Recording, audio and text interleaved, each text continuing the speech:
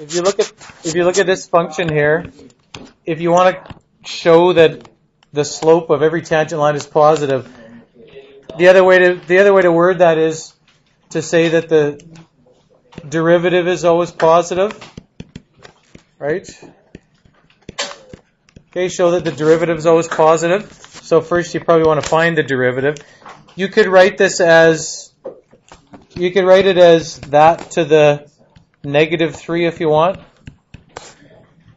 And then so the derivative is going to be, what's the derivative going to be? Negative 3, that to the negative 4, but then multiplied by the derivative of the inside function, which is negative 2, right? So if you simplify that, you get negative 3 times negative 2, and then this part's on the bottom, 1 minus 2x to the 4th. Okay, that's to the negative 4 power, so I put it on the bottom. And then this is the derivative of this. When you do the derivative of that, you ignore what's inside. You just think of it as something to the power of negative 3. Its derivative is negative 3 times something to the power of negative 4. And then you look at the derivative of what's on the inside, which is negative 2. Right? Derivative of the inside function is negative 2. If you simplify it, you get 6 over that. 6 over 1 minus 2x to the 4th. That's the derivative. That's not what it's asking you to do. You have to find that. If we want to show that that is always positive, you haven't over the years probably been asked to do a lot of show that this is true or prove that this is true, where you have to make kind of an argument for this. So probably we need to make some more space here. So let's move that so you can't even read it anymore. And then we'll move this over here a bit. If we want to show that this is always positive, I don't know, make some kind of an argument here like this. You have 6. This is always positive, right? The top number 6 is always positive. There's no arguments with that. It's a positive number. 1 minus 2x to the 4th power. No matter what's in the inside here, no matter what this is, okay, regardless of whether this is positive or negative, right? Regardless of if this is positive or negative. If you were trying to put this together, you wouldn't want to scribble it like I'm doing here. When you raise it to the 4th power, okay, when you raise it to the 4th power, that is a positive number. Okay? Something to the power of a positive exponent here, or of an even exponent, not positive, even number. Even power. This is an even power.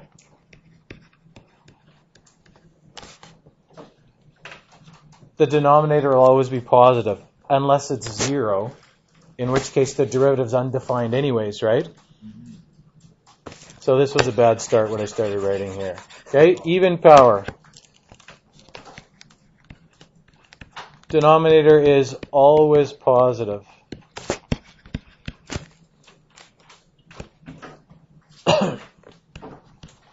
Whether 1 minus 2x is positive or negative.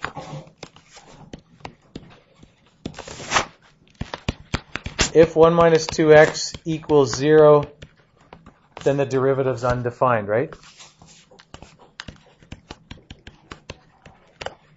So there is no derivative when that's equal to 0. So everywhere it's defined, everywhere there is a tangent line, it's positive. Okay? Because if you graph that function, you'll find it's some kind of problem at the function isn't even defined at 0, right? Y prime is undefined and y is undefined. It's always positive because this is positive number divided by positive number. I'm sure if you had to actually present that to somebody, you could do a very nice job of writing that out and explaining it. The other thing here, these chain of 3 functions in a row, you have to look at this as, I don't know if it helps to say it's tangent of something, And then, the next function is 5 minus sine of something, and then it's 2 times something. Those are the 3 functions, right? You got tangent of something in the brackets, and then you have 5 minus sine of something, and then inside of that is 2 times something. So the first thing, you just look at what's the derivative of tangent and ignore what's inside here. So if you're trying to write out the derivative of this, we've got it is secant squared of whatever's inside there, right? 5 minus sine of 2x. So you just look at that outside function. Then you need to do the derivative, sort of the next stage in. 5 minus sine of something, what's the derivative of that? The constant, the 5 minus. The derivative of 5 is 0, right? So that 5 is going to disappear. So essentially it's the same as what's the derivative of minus sine? Minus cosine, right? Minus cos of whatever's on the inside of that function, 2x. And then the derivative of that inside function, which is 2. If you're trying to put that together in some kind of order, I guess the negative 2 would come first, and then maybe cos 2x, it doesn't matter. And I guess you don't even need brackets around that 2x. And then secant squared 5 minus sine of 2x. It's unfortunate if you're actually working with a function that looks as ugly as that, because the derivative gets so crazy looking. But we would have a hard time coming up with real life things that could be modeled with functions like that, so not to worry. If you're going to be a pure math student, maybe worry. If you're going to be an engineer, don't worry so much. All right? Because pure math people like to work with functions like this. Engineers work with, I'm not trying to do a sales pitch for being an engineer, by the way. I'm just saying. There's pure math and there's applied math, right? Engineering's a lot of applied math. So you would use functions for real structures, right? If you had something. Now, I'm no engineering expert here, and maybe an engineer would say, no, there's the tension in this beam of this bridge, and you use this function to model it. I don't know. What I'm saying is, often when we're modeling real life things, you don't get functions that look like that, right? This is just an exercise in can we use the chain rule here. For this one, there's 4 functions involved there. There is, I think it helps, you don't have to write this, but I think it helps to think that. There's something squared. The outermost function is something squared. You got something squared, and then inside there you have 1 plus cos cubed of something, right? Actually, we should think of that not as cos cubed. We should just think of it as 1 plus something cubed. This is where I have troubles because of the way we write it here. It's 1 plus something cubed, right? They write cos cubed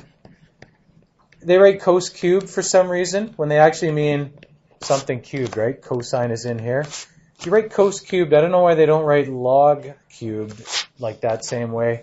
Just one of those strange developments that different people came up with that idea. The first function is something squared. The next function in is 1 plus something to the third. The next one in is cosine. And then the one inside of that is 5 times something. It's 4 functions. So the first function is something squared. What's the derivative of something squared? Y prime here. 2 times whatever's in the inside there, which is 1 plus cos cubed 5x. The next function in is 1 plus something to the third. The 1 plus is going to disappear because it's a constant. But something to the third is 3 times that to the second. And it's cosine of 5x, which is the something there. And then the next function in is cosine. Derivative of cosine is minus sine. And then if you do the last part, which is the inside of that, is 5. If you put all of that together, I think you get negative 30. And we get, what order are we going to put this in here? Sine of 5x maybe, and then cosine squared 5x. And then 1 plus cos cubed 5x, I suppose.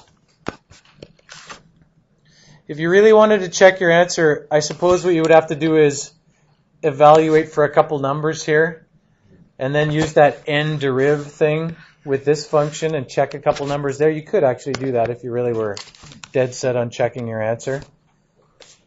There's something that we skipped. Unless there's questions there, I'm going to stop.